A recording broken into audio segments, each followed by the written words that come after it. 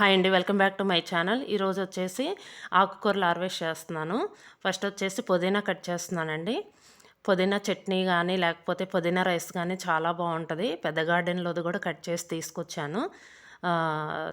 చివరిలో వచ్చేసి అది ఎంత ఉందనేది వీడియో చూపిస్తానండి. తోటకూర కూడా కట్ చేస్తున్నాను. ఫస్ట్ వచ్చిన తోటకూర చాలా ఎక్కువగా వచ్చిందండి.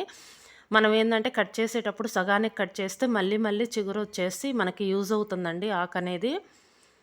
ప్రతిసారి మనం పప్పులో అయినా పెట్టుకోవచ్చు, లేకపోతే కర్రీ లాగానే చేసుకోవచ్చు. మనకి సొంత గార్డెన్ ఉంటే ఇప్పుడు మనకి ఖర్చు కూడా తక్కువగా ఉంటుంది కదండి. అలా చిన్న కుండీలు ఇది కూడా కట్ చేస్తున్నాను. ఇప్పుడు చూడండి ఎంత అయిందనేది. చూసారు కదా, సరిపోతుంది. పప్పులోకైనా లేకపోతే 2 టమోటాలు వేసి కర్రీ లాగైనా చేసుకోవచ్చు. నెక్స్ట్ వచ్చేసి పుదీనా కూడా చూడండి, ఆ పెద్ద గార్డెన్లోది కూడా మీకు చూపిస్తాను. చూసారు కదా ఎంత వచ్చింది, చాలా ఎక్కువగా వచ్చిందండి. ఈ వీడియో కనుక మీకు నచ్చితే లైక్ చేయండి, సబ్స్క్రైబ్ చేయండి. Thank you.